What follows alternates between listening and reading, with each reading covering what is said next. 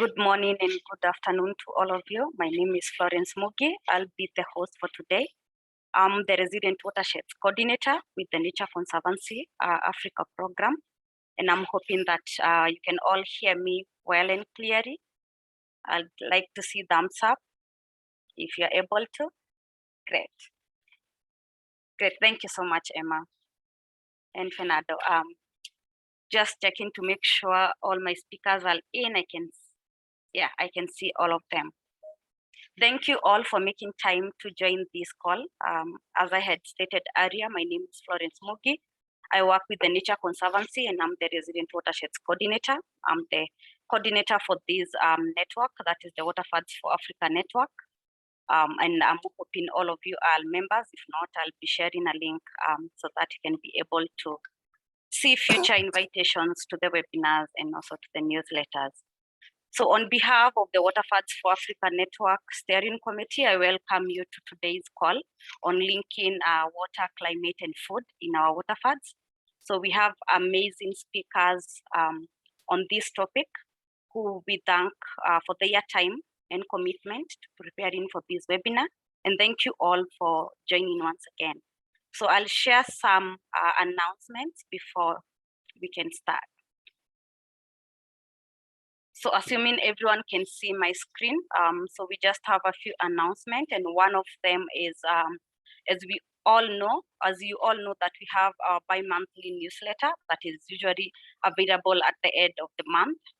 It's a great resource for you to have so that you can induct yourself with the waterfalls that we have in Africa, as well as on the source water protection projects across the Africa region. So it's available in 4 languages: Swahili, French, and Portuguese, and as well as English. And I'm hoping that this resource will be of great help to you all. I'll be sharing a link to our latest in case you haven't gone through it yet. So the other one is on the free online courses that we have on waterfalls. So one is introduction and feasibility phase, as well as the design phase. They are available for free on the conservationtraining.org. I'll also be sharing a link to that on the chat and hoping that it can be of help as well. So we also have the Waterfalls Toolbox, which is our resource library with a lot of resources that you can use from all topics on the waterfall cycle. Please visit it in case you have some more clarification on the network as well as the waterfalls model. So in terms of modalities for this webinar, we'll have 2 speakers. One will give us an overview as well as a case study later, and also we'll have a case study from the Upper Tana River Waterfall project. So I would request all, if you're not speaking, to kindly keep muted, which I see all of you have done. Thank you so much for that. Again, just to mention that this call is being recorded, and the recording will be provided later after the call, together with materials that will be presented in this webinar, as well as other resources that you may find useful or that you might require. Please let us know in the chat. So you'll have a Q&A at the end. So kindly keep your questions in the chat so that to ensure that you don't forget it, or just raise up your hand during the Q&A, or you can just type Q at the chat, and then we'll give you a chance to ask your question live during the Q&A session at the end. Thank you so much, and I hope you'll be able to use all these tools. So this will be our structure for this webinar. I'm doing the welcoming and then announcements now. We might skip the poll as we started a little bit late.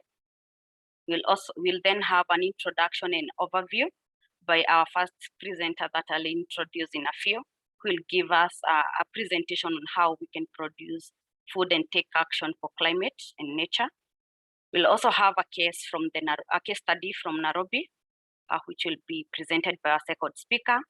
And then our first speaker will finish with the lessons and opportunities from the integrated assessment modeling in selected CCDR, and you'll get to know what CCDR is in a few. And then we'll have a Q&A session at the end.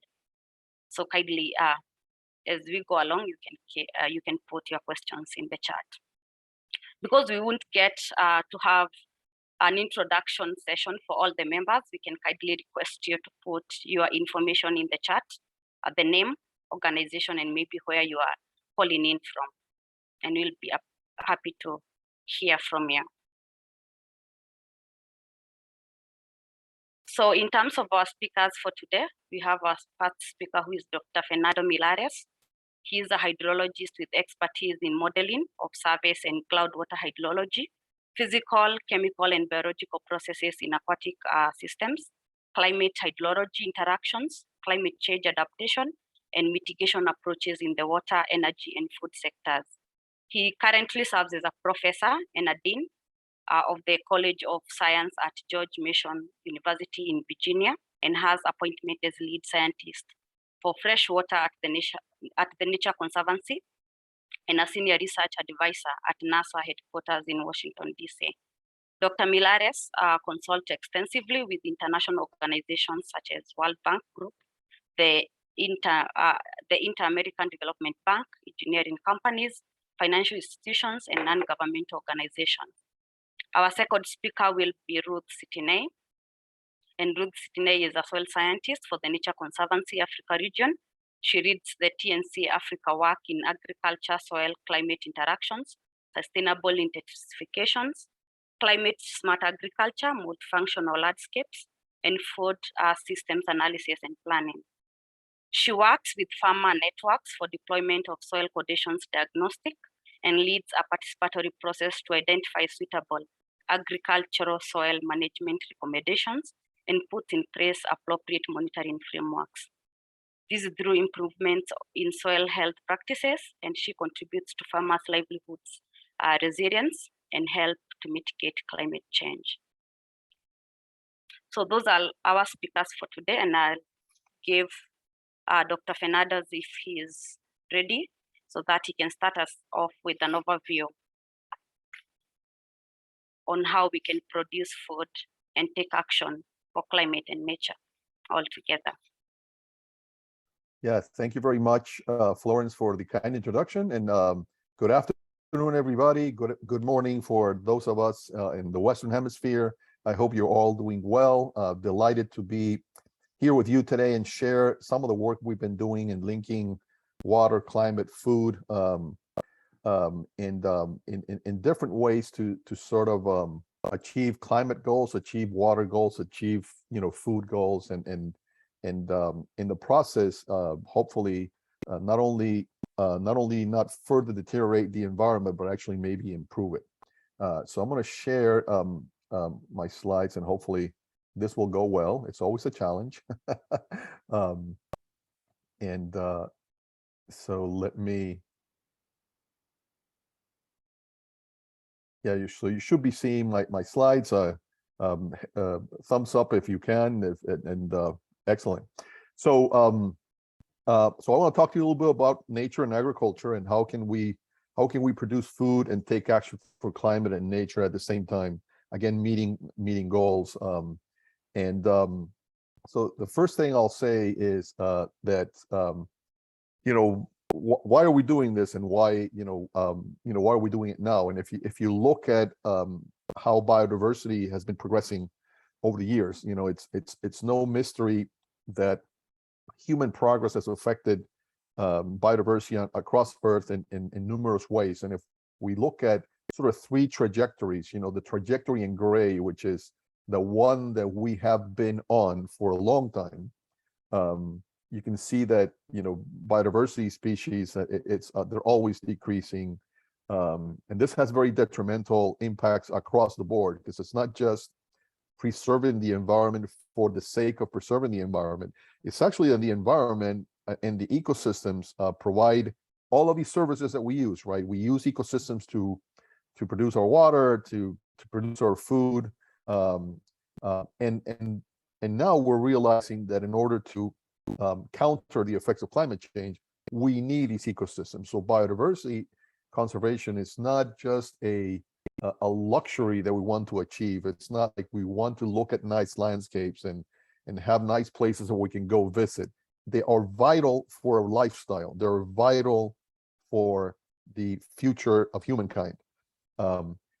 If we look at two additional trajectories, one in yellow here and the one in green, we can see that there are increasingly proactive ways in which we need to not only what's called bending the curve, right? It's not only about stabilizing biodiversity, but actually we can find ways to continue to live, grow our food, produce our water, mitigate climate change, and conserve biodiversity and restore biodiversity.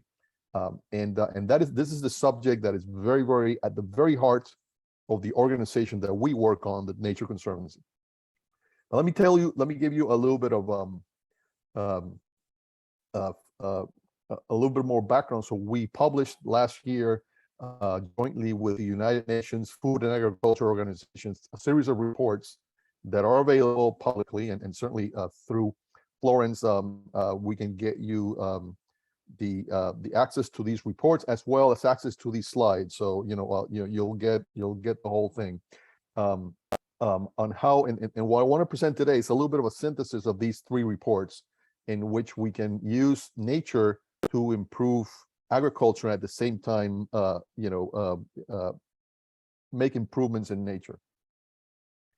So the first thing is if you look at and this is a conceptual diagram that we did in one of these reports. If you look at kind of a two-dimensional space where left to right on the horizontal axis, we look at the extent of human modification of landscapes, and down to up, we look at the potential for multiple benefits of nature.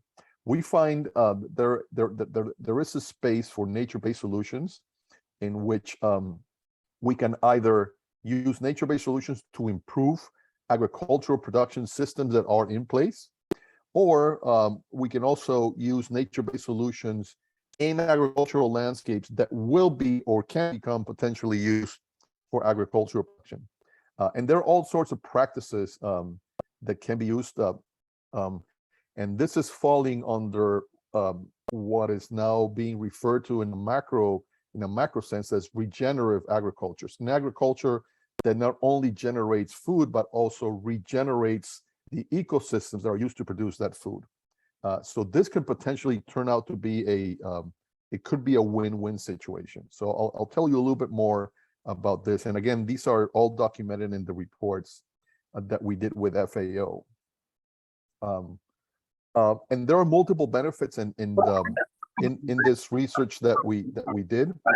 We looked at multiple practices in agriculture, and in these practices we try to quantify the co-benefits, right? So there are practices like, for example, doing better grazing for cattle, right? And that has the opportunity to generate we have a big opportunity there because we grow a lot of cattle, right?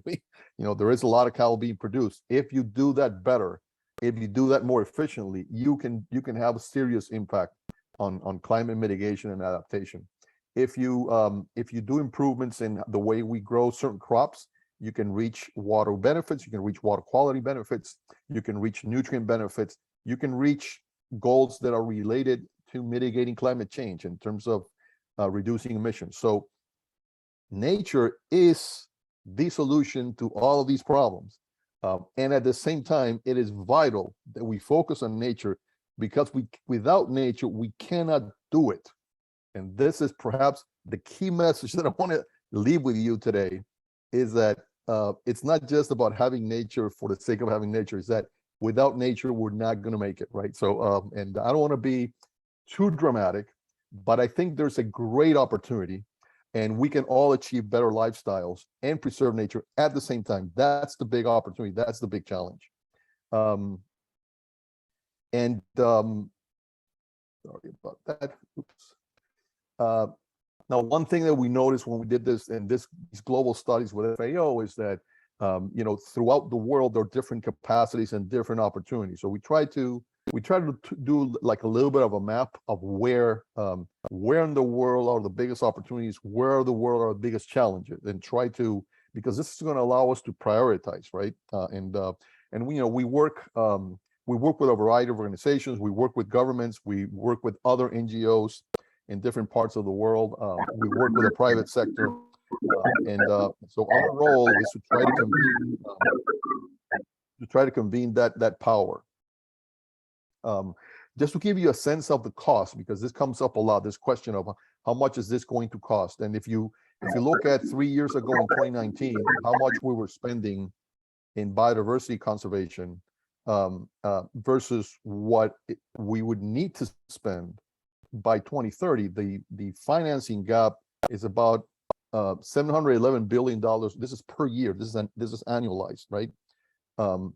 This number seems big, but when you look at this being a global number, this is really not that big. It's really pocket change in terms of how much countries are investing in infrastructure and other programs. Now, when you look at these at this $700 billion US dollars annually, you can look at a lower limit and upper limit. These are figures for 2030, and this is an analysis that we did in terms of how much of that funding needs to go to different parts of the biodiversity space. And certainly a big part, a big slice of this goes to croplands, which is how we do agriculture.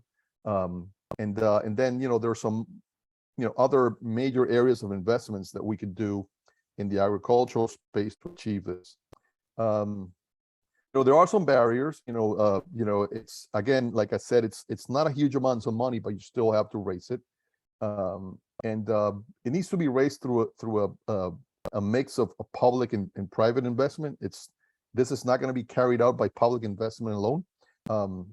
And we did an analysis of that in this space. An additional challenges is that as I mentioned before, it's really spread across many stakeholders. It's farmers and where these, the location of these farmers, what are these farmers producing? So it's not an equal share for everybody, right? We have to be strategic as to how we allocate these needed investments. And then the financial structure of how this investment can be done and repaid, it's not trivial. Our financial institutions are not completely tailored to do something like this. So there's work to be done, but again, it is doable. I want to just go over very quickly a couple of examples. So this is one example of sustainable cattle in Latin America, where you can actually grow cattle production while restoring soil health and water quality. And cattle production, again, it's very destructive of soils, and it's very contaminating to water quality. There are ways, and we're actually starting to implement this in pilots and trying to do this at scale. And we've documented this case study in detail in our report, so I just wanted to mention it here. The other case, I know my dear colleague Ruth Setney is going to be talking about the Upper Tana Nairobi Waterfront, so I'll only mention here in passing. But this is another opportunity where watershed conservation practices can lead to better agricultural production and provide some climate benefits. All right. Again, this is about trying to get into that win-win situation instead of trying to move away from destructive practices. So there is a potential at least a triple benefit from nature-based solutions. It's having the ability to produce resilient food resiliently, to be able to conserve soil health, to produce food, mitigating climate change, reducing emissions, and enhancing nature and biodiversity at the same time. This is the challenge. This is the opportunity. We have the science. We have identified the financial needs and the financial mechanisms to do this. We have no excuse not to do this. So that's my key message. And again, I want to thank you for the opportunity to share these with you today. So I'll turn it over back to you, Florence, for the next steps. Thank you, Fernando. That was a great overview. So we'll now have a case study from Ruth Setney. Ruth, are you able to share your screen? Let me know. Great. You can, hi Florence, hi everyone. You can see my screen, Florence? Yes. Thank you. All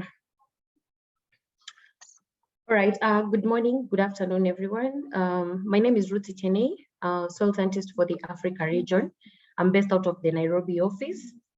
And today I'm going to talk about the new methods for linking water, climate, and soils, but applying the lessons from the Apatana in the Central Highlands ecoregion. So first, I would like to go through these illustrated facts. And the positivity is that the 70% of all the sub-Saharan Africa largely depend on agriculture.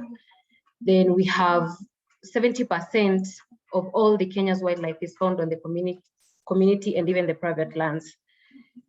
But now the side effects of agriculture is that you find 70% of food production is abstracting water from abstracting water from the freshwater ecosystems. And this has led to 80% of deforestation due to food productions. You find that there's illegal deforestation for subsistence farming, for different kind of farming activities. This has led to 70% of freshwater. There will be an increase of over 73% in food protein demand by 2050. And agriculture is contributing significantly to land degradation and consequently on green gas emissions. So then we ask yourselves, what are the solutions? With this kind of illustrated facts, then there is need and very urgent need to sustainably manage land and even the freshwater ecosystems. And that is why we are talking about the regenerative food systems, which gives us the promise and gives us the solutions from nature-based solutions that Fernando has talked about earlier on. So we could ask ourselves, what if the way we provide food and water for people could restore nature? How can we transform the way we produce food? There's shift from producing communities, from all private sector, public sector on how we produce our food. How can we transform communities into conserving nature at the same time producing food within the land units? And that could be how we work with the smallholder farmers. So I'm going to talk about the Apatana Nairobi Water Fund, how we complemented with what the freshwater strategy was doing. So through the collaboration between the Syngenta Foundation and the Nature Conservancy, we had a collaboration on sustainable agriculture intensification, whereby we were testing the viability that will build on soil health, crop health, and even diverse sustainable cropping system to increase productivity, income, and reduce environmental incomes. How can we work with farmers to improve their soil health, their crop health, farm profitability, while improving the livelihoods of people and biodiversity conservation? So the problem we were trying to solve in this case is that in Apatana, which is the longest river in Kenya, it provides water to Nairobi city, which has over population of 5 million people. 95% of water comes from the Tana River. 60% of the hydropower comes from this river. There is urgent need to conserve this river at the upstream level so that to improve the quality and the quantity at the downstream level. So the intervention was through the agriculture program was to strengthen the agronomic component of the water fund, expanding the scope beyond the off-season irrigation. And the outcome is that the TNC and the partners were fixing the farms and forests in order to achieve clean, reliable water, conserved and restored nature, and improved community benefits. So this is a nutshell is the project design. We had the project intervention that was around improving economic performance and resilience. So we looked at the whole value chain from production to the market systems. So from production, we are looking at the soils. The project was meant to catalyze the farmers to use informed decisions within their farm units. And that includes technologies like soil testing services, using integrated soil pest management, because we talk from how can we help farmers across the value chain, from soils to crop to agroforestry aspect. How can farmers do irrigation and still during the off season and still get the premium markets for their produce. So we had improved access to adequate inputs. We have soil testing and recommendation, crop productivity, and advice for improving off season production. Then we have the strategies which were built on the freshwater implementation around the soil and water conservation practices, especially around mitigation of soil erosion, agroforestry, and even water harvesting, that is issuing of farmers with water pans so that they can tap water during the long rain season and they can continue with their farming even during the off rain season. And this will encourage farmers to continue with demand-led initiatives like crops that will attract foreign off-takers, and so farmers are able to get farm profitability at the same time conserving the nature within their farms. So the water fund impacts were on improved food security and resilience, increased hectares of land under sustainable land management, biodiversity conservation, improved water quality for the Nairobi users at the downstream level, and improved agricultural productivity. I'm going to talk about the methodology. I've talked about walking through the soil and crop interventions. So for the soils, we worked with about, for the water fund, they covered more than 20,000 farmers. And for agriculture, we picked from different agroecological zones. We targeted 3,000 farmers, but we sampled from around 200 farmers because this was meant to catalyze the other farmers to use this as a decision tool, not just walking into a farm, using any input without understanding their soils. The purpose of this project was to enable farmers to understand their soil health status. How can they correct their soils? What kind of inputs do they need in terms of quality and quantity? And we encourage the integrated soil fertility management. So we worked with different partners, including the ICRA from CGIAR community, whom we did the soil and crop sampling. So for the soil samples, we sampled within the main plots of the farmers to get to understand the nutrient content of the soils within that farm, both macronutrients and the micronutrients. We also had demo plots where we will have representatives where it acted as farmer schools. And from these demo plots, we were collecting the crop tissue so that we monitor from the soil to the crop if the crops are doing the nutrient uptake, and if it's not, what will be the problem. So we were doing a holistic approach towards sustainable agriculture intensification. So with eCrop, we used a dry spectral technology. This is a method that is over the wet chemistry. It's cheap for the farmer. It's very fast. The turnaround time is very fast. It also has a wider capacity, and you're able to trace any kind of input you bring to the farm, if it's soils, plants, fertilizer, any kind of fertilizer. And out of it, we are able to generate digital mapping of soil properties, plant nutrition monitoring, and soil carbon inventory, and even the agro input and output quality of the screening. So we worked with eCraf to generate this kind of reports and issue farmers with soil health cards to understand a holistic soil crop specific fertilizer recommendation. And from this, you find that farmers were able to go beyond the cereal-based systems. They will go for horticultural crops, which are also income generating, and at the same time crops that cover crops. They encourage soil water retention in the soil. At the same time, it's diverse in terms of nutrition to the farmers and their household. So the outputs of this project is that there was reduced heavy soil erosion and sediments into the rivers, given the diverse cropping systems that farmers were able to go into. That is the crop rotations, intercropping of the cereals and legumes. Farmers were able to still farm beyond the one season of the long rain. During the short rain season, they'll still do irrigation. And this will consequently improve water infiltration and holding capacity. So among the 200 farmers, we had 30 demonstration plots established where we will do farmer trainings of the different interventions, whether it's soils, the crops, on where they were trained on integrated pest management, both for the field crops and the fruit crops. Because in this region, you find there are field crops, fruit crops. Murang'a, we have the leading county that does avocado exports. So farmers are also trained on how they can improve their crop and fruit health within their farms. So there were more water pans issued. Actually, with the freshwater water pans were issued, more than 20,000 water pans have been issued so that farmers can apply water management tools for off-season production and agroforestry as well. So the outcome is that with the water funds, soil health outcome is what soil health is becoming a success for the water funds, in the sense that it's the integral to sustainable agriculture. How can we encourage farmers to adopt soil health practices as a business initiative, and at the same time for nature conservation, to encourage farmers to have soil as the base for the regenerative agriculture? How can farmers be encouraged to adopt these practices? And we are able to demonstrate the direct impacts from improved soil, and even the indirect impacts which are targeting the TNC 2030 goals.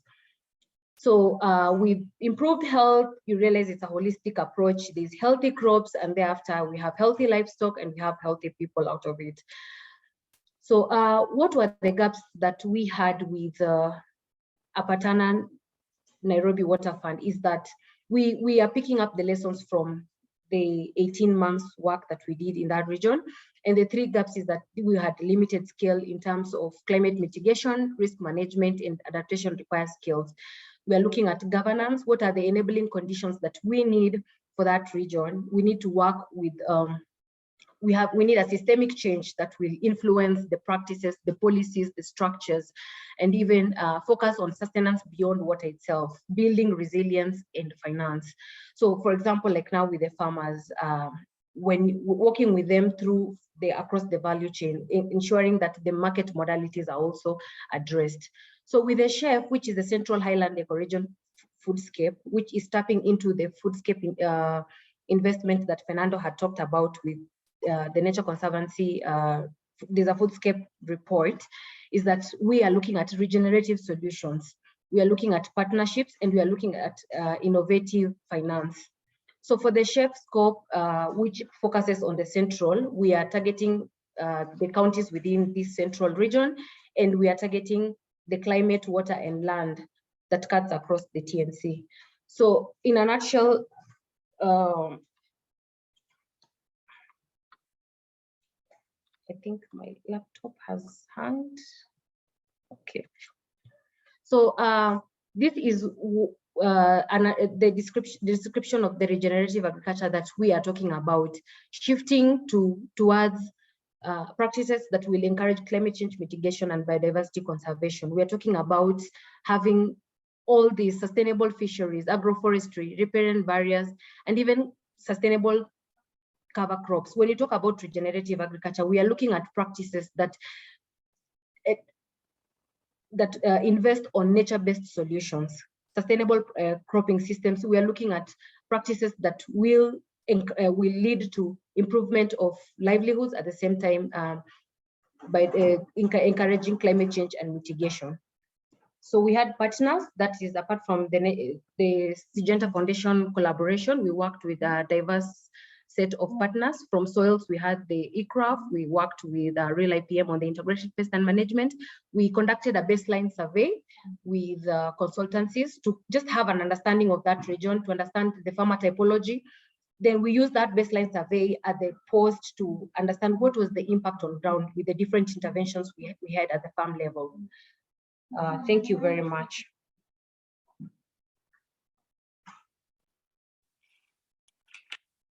Thank you, Ruth, for that great presentation.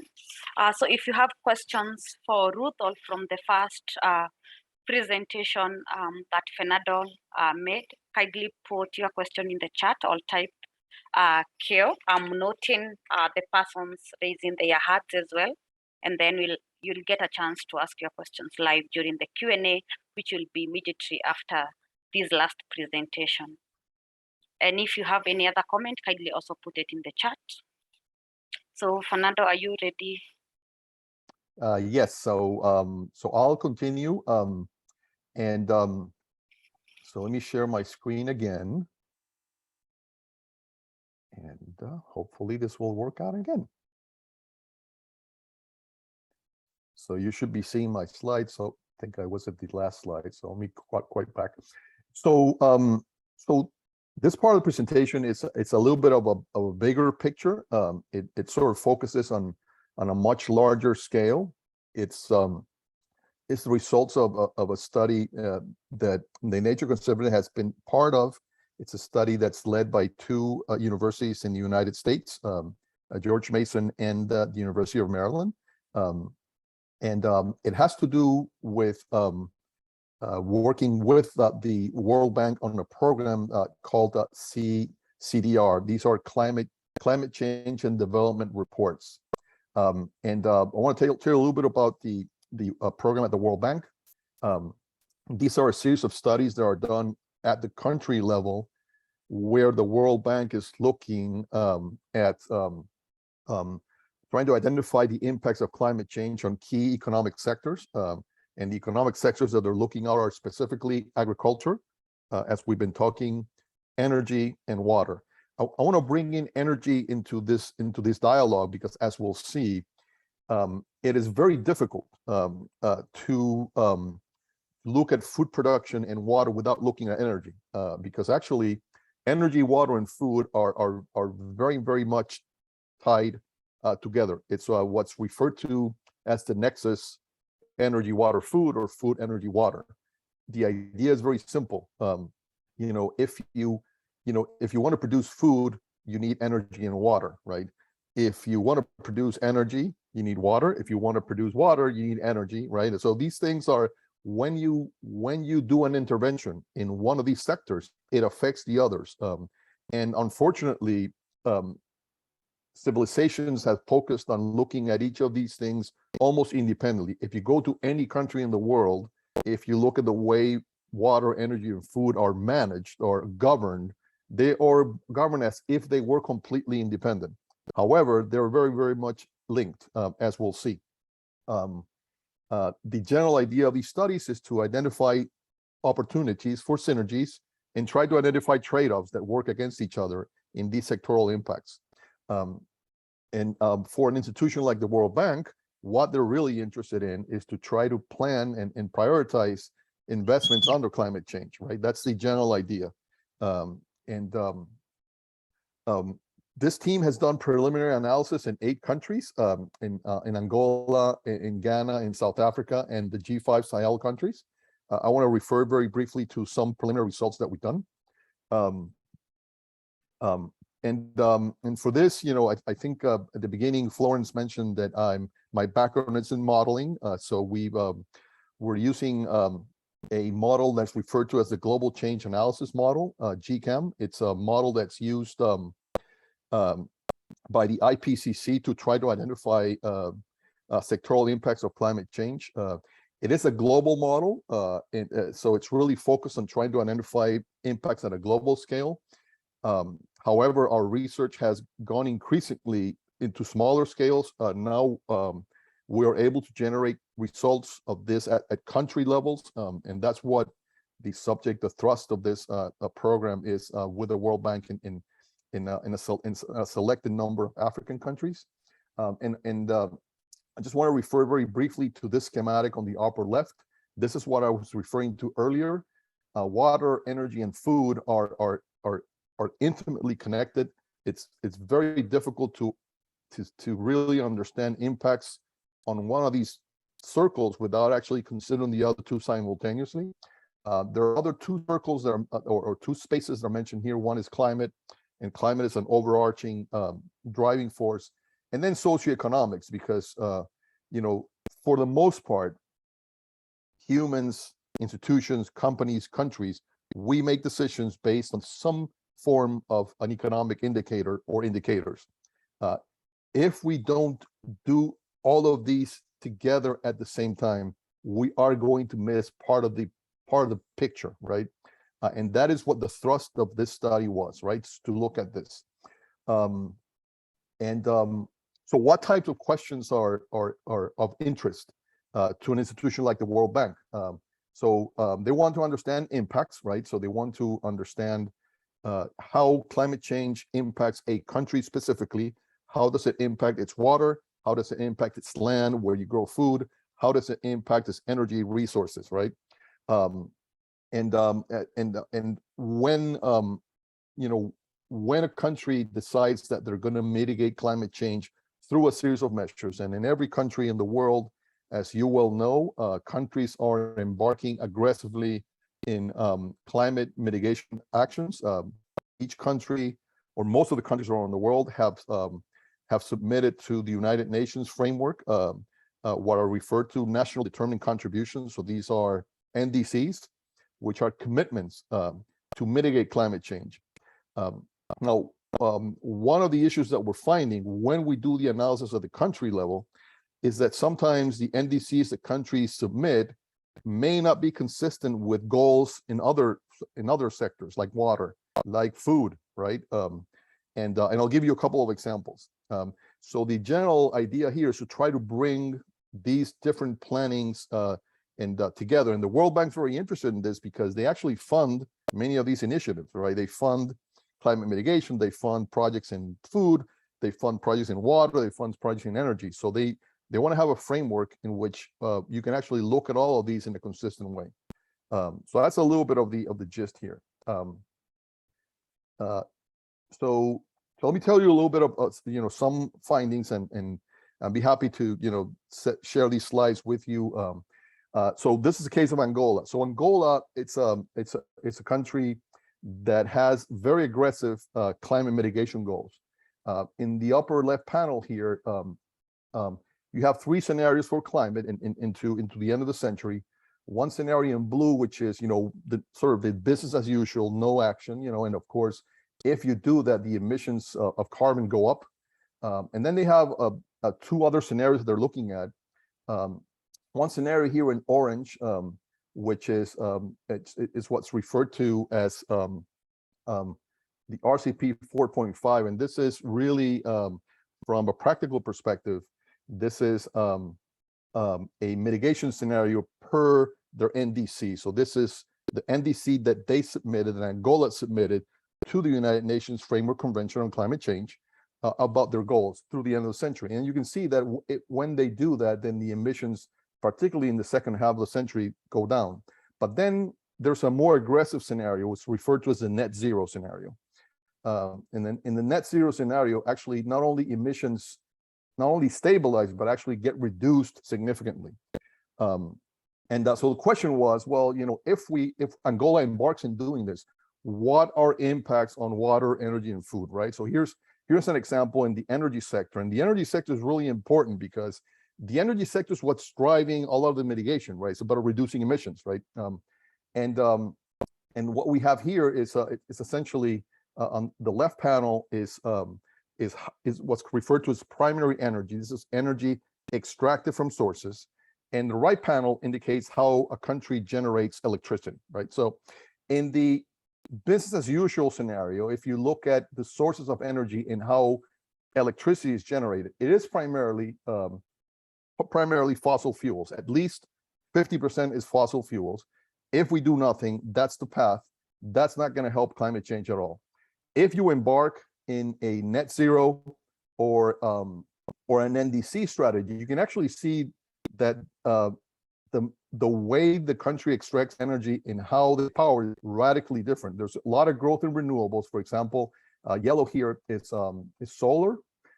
You can see that fossil fuels, which are gray and blue, are almost zero in both of these scenarios. So that is the plan for the NDC and for the net zero. However, we looked at a question that the World Bank was very interested in. So what are the implications of these climate pathways for land and water, right? So for land, what ends up happening is that, and this is no surprise, right? If you shift away from fossil fuels, you're going to favor other ways of using your land. In this case, there's a lot of land used for biomass, right? To grow biomass. Biomass is a renewable fuel. Biomass has some issues because biomass actually consumes a lot more water. So this is the trade-off, right? You want to mitigate climate emissions. You move away from fossil fuels. You favor renewables, particularly biomass. But biomass is going to come at an expense in terms of land and in terms of water. That's the trade-off. If you do not identify this trade-off and you make investments purely on mitigating climate change, you are going to run into issues in water. And that's and this is just a very macro picture, but it sort of helps you think that every one of these decisions has a consequence in other sectors. This is why connecting these sectors together makes sense. So so that was Angola. This is Ghana. In Ghana, we took a different approach. This is something, so the government has a very aggressive plan for irrigation expansion. They want to devote a lot more land to be irrigated agriculture. And then they wanted to understand the impacts of this on their climate goals, their mitigation as well as water, right? So that was a little bit of, and this is this is a plan, I think it's through mid-century as it's indicated in the graph.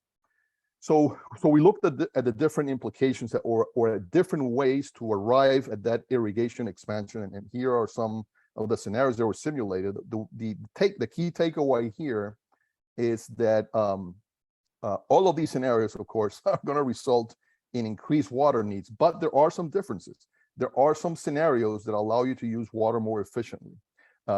This is going to impact the way you make investments in the water sector, in the irrigation sector to achieve those goals, and it has important financial implications. Okay. The other interesting case that we dealt with was the G5 Sahel countries, right? The G5 Sahel countries across the board are very, very water scarce. Yet they do have climate mitigation goals. They have submitted NDCs to the United Nations Framework Convention on Climate Change. So we try to look at the implications of those climate commitments in terms of water. And of course, across every scenario, we saw increasing needs of water. This is for the 5 countries. Some countries more than others. Certainly, if you look at Mali and other, but the growth in most countries, the growth is either linear or somewhat exponential. So this is an important consideration because as I mentioned, these planning efforts that are done at the country level to mitigate climate change and climate goals come at the expense of something. As we say in the US, there is no free lunch. If you want to do something, it will cost you. What's happening here in the climate space is that the majority of the climate goals, the sector that's going to end up paying for it is water. So I like to refer to this, and I published a paper last year where I said that water, and maybe Florence, we can share this paper with the team as well. Water is the middle child of global climate policy, because we focus a lot on energy and a lot on land, but water is picking up the tab for most of climate change mitigation. So I'll stop there and happy to answer any questions. We are in a process of working with the World Bank to synthesize lessons learned of this work, and also to build some capacity in terms of these analytical capabilities at the country level, working with universities, working with research institutes in each country to be able to sort of seed this capacity to do multi-sector analysis. So again, thanks for your attention. I appreciate your time. Thank you for another very interesting statistics. I'm sure people have a lot of questions. So I was able to track and see the people who typed Q in the chat, as well as those who had their hands raised.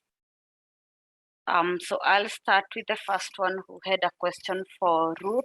That is Gabriel Oduong. So if Gabriel, you're able to unmute and maybe ask your question live.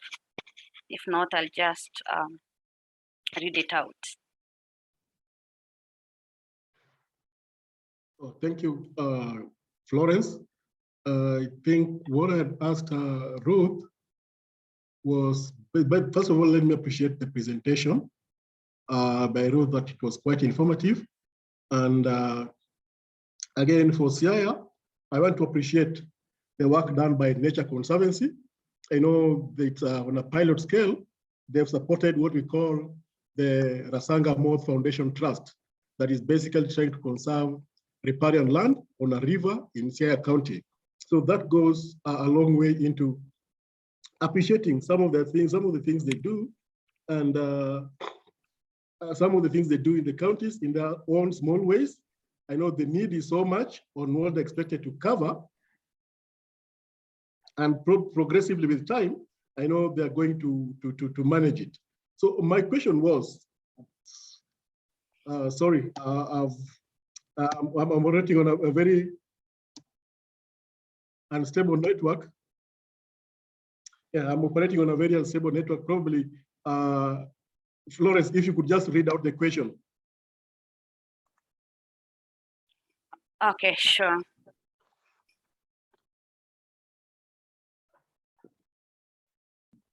So the question was, Ruth, kindly enlighten me on how possible it is to log on to your digital mapping platform, and if one can log in and get health status on one's farm instantly. Yes, that was actually the question, the soil health status. Yes, so Gabriel, thank you for your question. For you to get your soil health status, you'll need to, there are soil providing entities and even institutions, including ICRAF and other private consultancies that provide soil testing services that will be helpful for your farm or for any specific units that you like. For digital mapping platform is what we were able to generate out of the soil work we conducted in Apatana, that is Murang'a. And that in a nutshell is we were able to get nutrient maps, because of course with the use of the GPS coordinates and all that, you are able to have a summary of the soil, a holistic soil nutrient map of that region that could even be used by advisory, could be used by other partners in the advisory services, like people who do blended inputs. We realize that, for example, in Apatana, you find that there's low nutrient, micronutrient deficiencies in that region. And what the inputs is supplied at the moment is mostly supply of the macronutrients, NPK. So how do we have a holistic or integrated that solves the deficiency of both macro and micronutrients in that region? So, and I see Lee from ICRAF has shared some links that you could benefit from that kind of information as well here in the chat. Thank you, Ruth, for that answer. Okay, so we have a question for Fernando, and also someone in the chat with a question for Fernando as well. So there was a question in the chat about, you mentioned about improved yields for farmers. Is there data available on the topic or literature that someone can refer to? And also, maybe you can combine that answer with Charlie Mabala's question. Charlie, if you're able to ask your question to Fernando as well. Hello everyone. I'm Charlie Mabala. I'm the conservation coordinator for the Gabon program for the Nature Conservancy based in Libreville in Gabon. My question to Fernando, it's related to the first presentation. He presented a 7 billion cap funding that we need to have in order to halt and reverse biodiversity loss. We recently in Nairobi, the 4th open-ended working group for the post-2020 biodiversity framework was held. And then there was a debate about reducing harmful subsidies and also the use of the term nature-based solution and ecosystem-based approaches. My question is, how much can we actually, nature-based solution can contribute to reduce those harmful subsidies? Because the goal is to reduce 5 billion harmful subsidies, mainly from agriculture by the year 2025, which I think is pretty ambitious. And also the fact that you presented the contribution that nature-based solution can bring on the table. And also, I just want to know how much exactly nature-based solution can contribute. And also the question is pretty much related to the debate that some parties prefer ecosystem-based approach, but I think that at the Nature Conservancy, the term nature-based solution is the preferred one, given the fact that it covers all possible nature-based solution approaches. Okay, that's my question. Thank you. No, it's great question. So in the study that we did with FAO, we identified roughly a $700 billion per year gap of investments in biodiversity conservation to meet regenerative, regenerative agriculture sort of goals, right? So I don't know what fraction of that as Florence mentioned, I'm a hydrologist, not an economist, right? So I cannot comment on the fraction of that was, for example, reduced subsidies, although I'm sure it's there. I think that the answer to that question will be answered in the third of that report, that report series, because that was focused on the finances. So you'll find a lot more there, and hopefully, you will get a chance to look at that. Now, in terms of and because these are investments in biodiversity conservation, I would argue that this is the whole bit on nature. This is all nature-based solutions. So every single bit of that is nature-based. Now let me talk a little bit about the nomenclature issue, which it could be subtle, but I think it's important. The nature-based solutions encompass a broader umbrella than ecosystem-based approaches. It is because some nature-based solutions are, for example, are just different ways to do financing, all right? It's nature-based, but it's really improving the way we do the financial mechanisms to approach this, right? So water funds are a good example, right? Because water funds are actually a financial approach to watershed conservation, right? So it is a nature-based solution, but it's at the heart of it, it's a financial base, because it's a payment for ecosystems services scheme. So I think that difference is subtle, but it's important.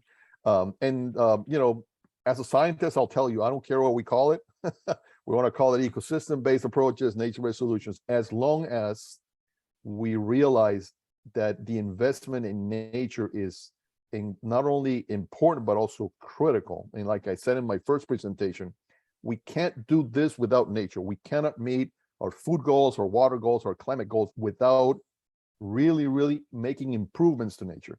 Unless we engage nature and unless we make those investments, we're going to fall short, right? So that's going to drive us in that gray trajectory that I had in my first slide. I hope I answered the question. I hope I didn't miss anything. Thank you, Fernando. Thank you.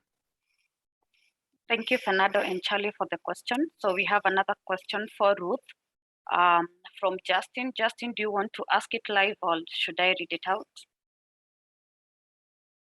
If you're able to unmute. Sure, Florence. Thank you, Florence Mugi. My question, I just wanted to understand how did you reach out to conclude that there is improved biodiversity? So I was wondering whether you had with and without scenario analysis or baseline data, or data that supported to you to conclude that. Yeah, so, that's it. Yes, Justin, I think I mentioned it at the tail end of the presentation that we had a monitoring framework on this work, whereby we had a baseline conditions to understand the status of the farmers. The reason of conducting a baseline was to also have an informed, well-informed decisions on the kind of intervention and scenarios that on how we're going to work with the farmers, to understand the typologies of the farmers in that region, the systems that they involve themselves in. And from that baseline, we were able to also conduct a post-evaluation at the end and monitor the impact we had. Just to mention that this was also a pilot that included probably a one season in that region. So we didn't go for a subsequent season to monitor specific metrics, but we were guided by, we had the baseline, we had a post, and we pulled look at from the soil, especially from the soil perspective, where we tested the soils, the different kinds of nutrients and the matrix. From the pilots, we'll go back and look at the impact, especially where farmers now were moving from doing maize for subsistence and now including more rotational crops that are even diverse in terms of covering the crops, and therefore there's improved water infiltration, water soil content in the soil. From the fresh water, there are interventions like soil and water structures for conservation structures like the terraces, where the farmers will do the fodder around their farms, especially on the steepy slopes, to reduce the soils running into the rivers and any kind of sediment. Also, we have an aspect of agroforestry, where farmers will plant both indigenous and fruit trees, and this also would definitely in the long run translate into biodiversity conservation. So there are different kind of interventions that were done both by the freshwater and agriculture program that could contribute, and we had the baseline and the post. I'm sure Fred Kihara will talk about that at the end of this. Thank you. Thank you, Ruth. We have a question from Madam Bintu Fori from Sierra Leone. Bintu, are you able to unmute and ask your question?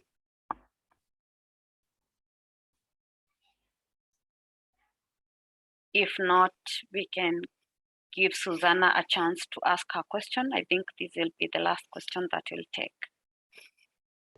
And I can see already Fernando has some responses in the chat, but you can go ahead, Madam Bintu Fori. Yeah, good afternoon, everyone. I just saw Fernando read answer some of my questions, but I asked.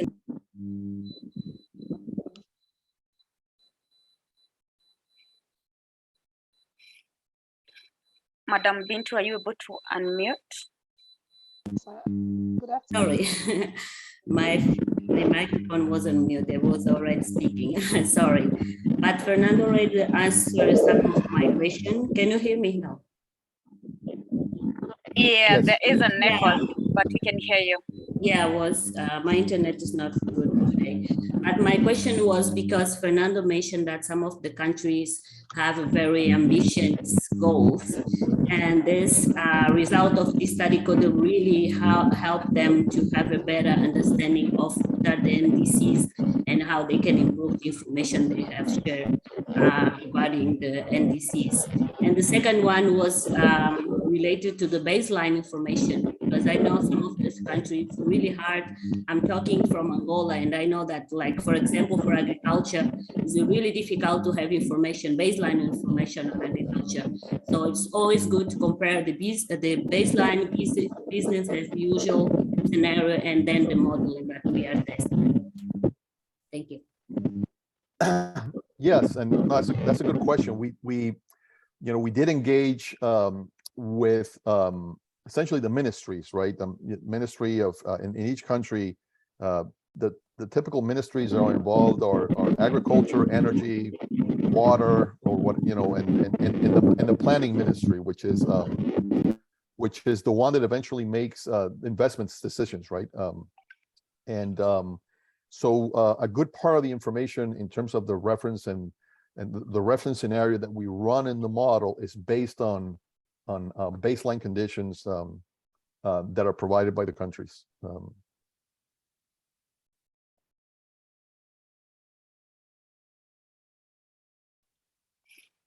Thank you, Fernando. I think that will be our last question.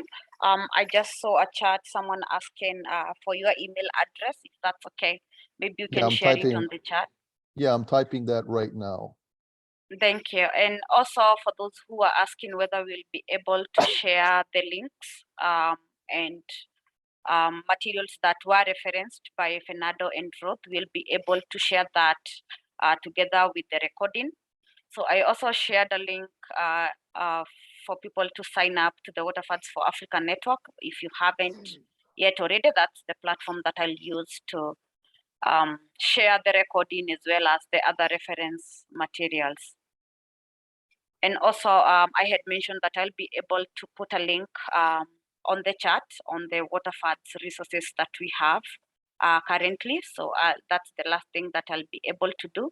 Otherwise, thank you. And if you have other follow-up questions for Ruth or Fernando, kindly share them with me via the email address, and then we'll be able to set the questions to the two presenters, and we can share the responses as well as we share the recording and the other reference materials. Otherwise, would like to thank you for attending this webinar. It was very interactive. We appreciate your time. And also to our presenters, thank you for joining us and the preparations that you made, and also the efforts to answer the questions that were asked.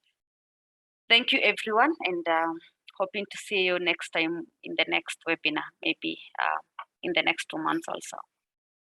Thank you, everyone. Thank you. Thank you. Thank you. Bye-bye.